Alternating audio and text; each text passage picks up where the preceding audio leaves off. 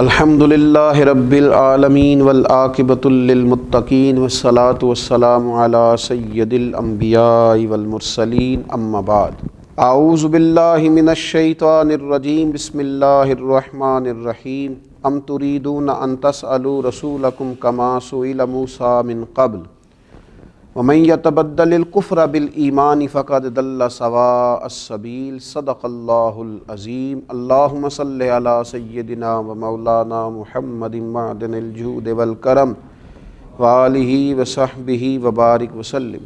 حمد و صلاۃ کے بعد بنی اسرائیل احکام خداوندی سے معاذ اللہ جان چھڑانے کے لیے حضرت موسیٰ علیہ السلام سے لا یعنی بے مقصد اور عجیب سوالات کیا کرتے تھے۔ ان کو کسی چیز کا حکم دیا جاتا تو بال کی کھال اتارنا شروع کر دیتے۔ گائے ذبح کرو تو کہا کس رنگ کی ہو، کس عمر کی ہو، کس طرح کی ہو، دیکھنے میں کس طرح کی معلوم ہوتی ہو۔ ان کی گفتگو سے، ان کے انداز سے صاف ظاہر ہوتا تھا کہ وہ کثرت سوالات سے اپنی جان تو چھڑانا چاہ رہے ہیں پر حکم معاذ اللہ نہیں ماننا چاہ رہے۔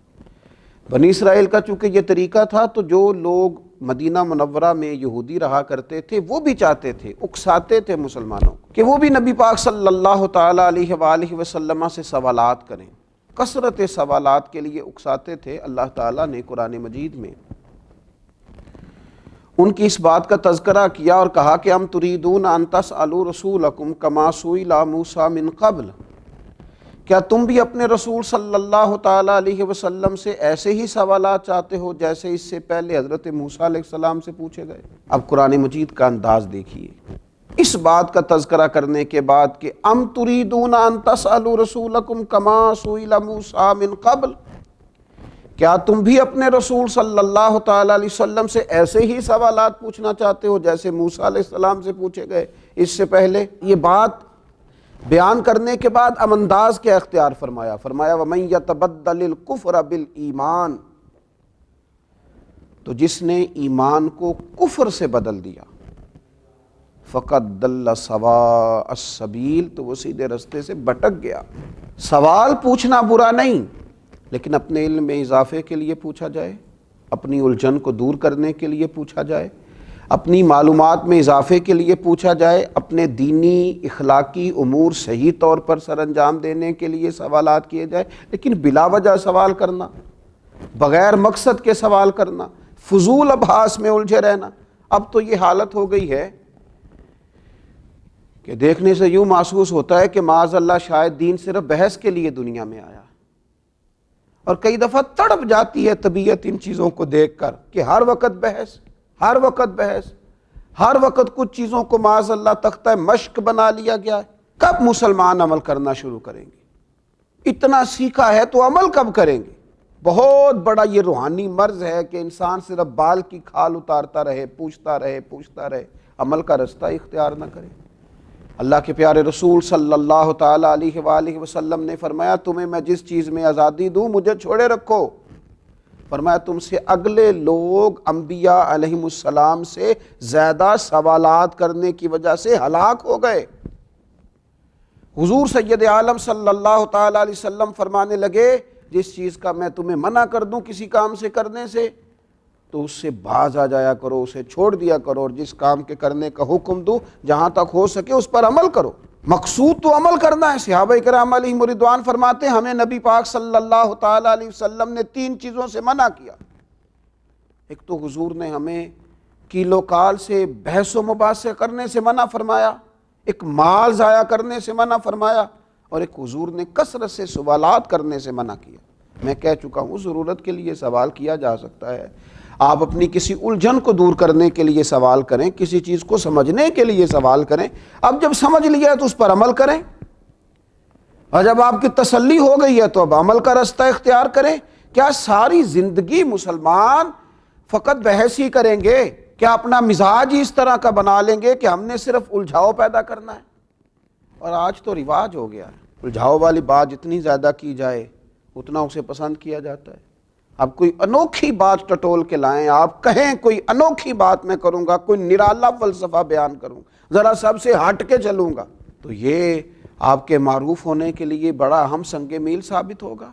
لیکن اگر سیدھا سیدھا اخلاقیات کا درس دیا جائے، صحیح عقائد پر قائم رہنے کی بات کی جائے، اللہ اور اس کے رسول صلی اللہ تعالیٰ علیہ وسلم کی فرما برداری کی بات کی جائے، اور دین اسلام کے بنیادی اصولوں پر عمل کرنے کی بات کی جائے، تو لوگ کہتے ہیں یہ تو وہی ہے جو سارے کر رہے ہیں۔ خدا کے بندو، دین دنیا میں عمل کے لیے آیا ہے، اخلاق سنوارنے کے لیے آیا ہے، کردار نکھارنے کے لیے آیا ہے، اور دنیا میں پیغام امن اور پیغام محبت اور پیغام توحید و رسالت عام کرنے کے لیے آیا۔ فقط بحث کی جائے گی، سارا دن بحث کی جائے گی، کوئی نہ کوئی نئی بات کریں گے علماء، کبھی احقاق حق کے لیے علمی بات کرنی ہوئی، کوئی علمی مباحثہ کرنا ہوا تو کریں گے، لیکن باقیوں کے ذمے تو عمل کرنا ہے، وہ عمل کریں اور عمل کا رستہ اختیار کریں۔ حضرت سیدنا انس بن مالک رضی اللہ تعالیٰ عنہ یہ روایت بیان کرتے ہیں، اور اس انداز کو ذرا سمجھنا، اس کیفیت کو سمجھنا۔ خدا را اب تو تکلیف ہوتی ہے، کیا حال کیا ہے دین کے ماننے والوں نے دین کا، کہ صرف بحث رہ گئی، صرف ابحاث رہ گئی۔ میں نے کہا ہے کریں گے علماء علمی بات اگر کہیں ضرورت پیش آئے گی احقاق حق کے لیے، لیکن ہر وقت اگر عوام سے لے کر علماء تک ہر شخص اور ہر وقت اور ہر موقع پر اگر فقط بحث کی جائے گی، عمل کب ہوگا؟ ان چیزوں کو اپنایا کب جائے گا؟ اختیار کب کیا جائے گا؟ حضرت انس بن مالک رضی اللہ تعالیٰ عنہ فرماتے ہیں، ایک دن لوگوں نے نبی رحمت صلی اللہ تعالیٰ علیہ وسلم سے کثرت سے سوالات کیے، مجھے بتائیے نا، کائنات کے جتنے بھی علوم ہیں اور جتنے بھی علوم کے خزانے ہیں، وہ سارے تو اللہ نے رسول پاک علیہ السلام کے سینہ مبارکہ میں رکھے، کوئی کمی ہے وہاں علم کی؟ اور نبی پاک علیہ الصلوۃ والسلام بیان کرتے، عطا کرتے، لیکن حضرت انس بن مالک فرماتے ایک دن لوگوں نے کثرت سے سوالات کیے تو ہم نے حضور کے چہرہ اقدس پر